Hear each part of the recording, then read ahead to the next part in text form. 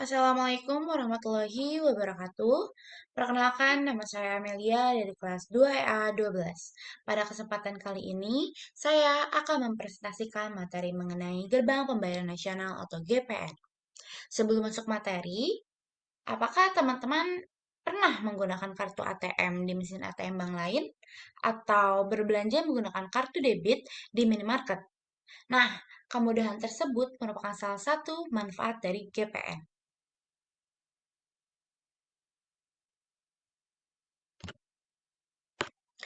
Apa itu GPN?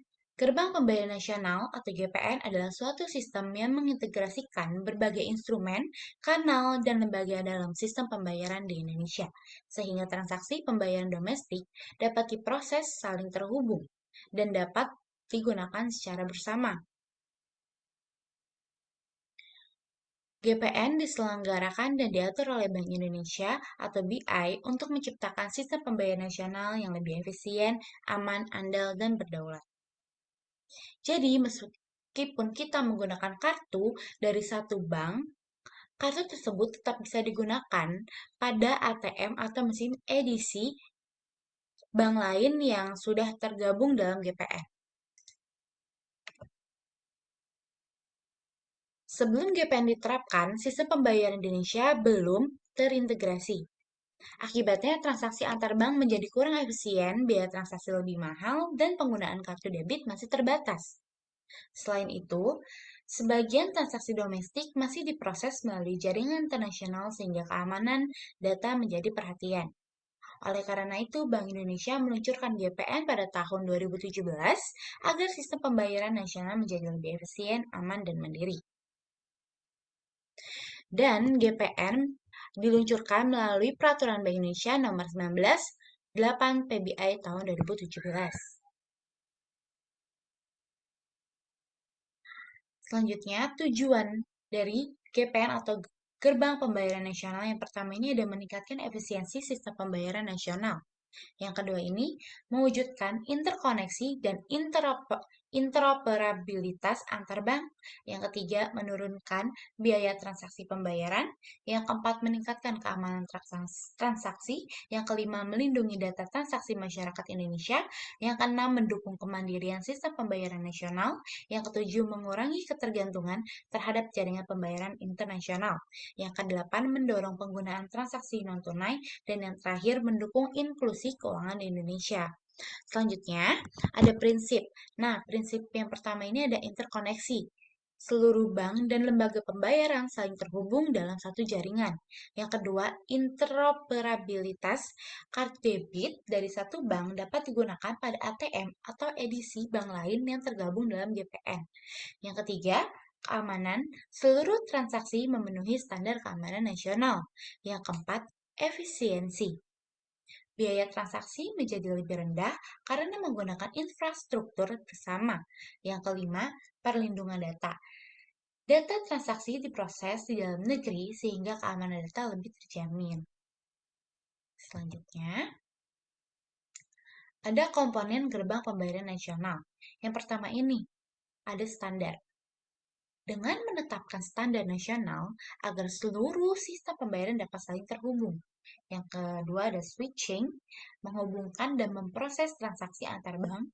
Yang terakhir ada service.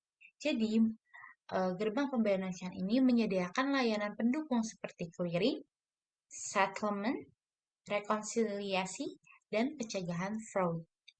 Yang selanjutnya ada cara kerja. Cara kerja gerbang pembayaran nasional ini yang pertama ada nasabah Bank A memiliki kartu debit berlogo GPN. Lalu, nasabah berbelanja di toko menggunakan mesin edisi Bank B. Bisa gak sih? Bisa. Karena mesin edisi mengirim data transaksi melalui lembaga switching. Sehingga Bank A melakukan verifikasi saldo dan jika saldo mencukupi transaksi disetujui. Dana dipindahkan melalui proses settlement dan terakhir transaksi berhasil tanpa harus menggunakan jaringan asing. Nah, manfaat dari GPN ini bagi masyarakat itu biaya transaksi jadi lebih mudah. ATM dan edisi lebih banyak dapat digunakan. Lalu transaksi lebih cepat, keamanan juga lebih baik, dan data transaksi tetap berada di Indonesia. Bagi bank, mengurangi biaya operasional, mempermudah kerjasama antar bank, meningkatkan efisiensi sistem pembayaran, dan memperluas jaringan layanan. Yang terakhir, bagi pemerintah, mendukung kedaulatan sistem pembayaran nasional, memperkuat pengawasan transaksi, mengurangi ketergantungan pada jaringan luar negeri, dan terakhir mendukung program gerakan nasional non-tunai atau GNNT. Selanjutnya, ada keunggulan dan kelemahan dari GPN. Nah, keunggulan itu ya transaksinya lebih aman karena diproses di dalam negeri. Tapi kelemahannya ini hanya dapat digunakan untuk transaksi di Indonesia saja. Selanjutnya, keunggulannya yang kedua ini biaya transaksinya lebih murah dan efisien. Nah, tetapi kelemahannya ini tidak dapat digunakan untuk transaksi internasional. Yang ketiga ini ada keunggulannya ini, kartu debit dapat digunakan di ATM dan edisi bank lain yang terhubung dalam GPN. Tapi kelemahannya ini memerlukan infrastruktur dan dukungan seluruh bank peserta. Yang terakhir keunggulannya ada mendukung kemandirian sistem pembayaran nasional, tetapi kelemahannya ini masih memiliki fitur yang lebih terbatas dibanding beberapa jaringan pembayaran internasional. Nah, selain itu ada perbedaan GPN dengan Visa atau Mastercard. Jadi, GPN ini hanya berlaku di Indonesia, sedangkan Visa Mastercard ini berlaku di seluruh dunia. GPN juga diproses melalui jaringan nasional, sedangkan Visa atau Mastercard diproses melalui jaringan internasional. GPN diatur oleh Bank Indonesia, sedangkan Visa atau Mastercard diatur oleh perusahaan internasional. GPN biaya transaksi domestik yang lebih efisien, sedangkan Visa atau Mastercard biaya transaksinya cenderung lebih tinggi untuk penggunaan lintas jaringan. Yang terakhir, GPN ini data transaksi domestik diproses di Indonesia, sedangkan Visa atau Mastercard sebagian transaksi dapat diproses melalui jaringan internasional.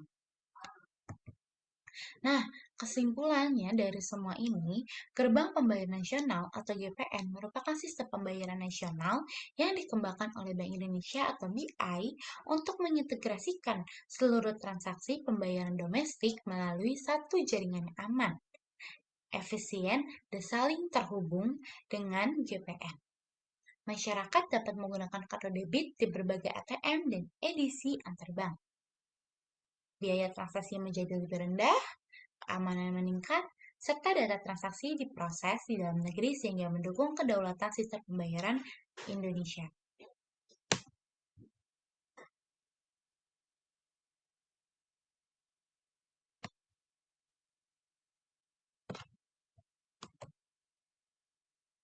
Sekian presentasi dari saya. Mohon maaf bila masih kurang dari materi yang saya sudah jelaskan. Terima kasih. Assalamualaikum warahmatullahi wabarakatuh.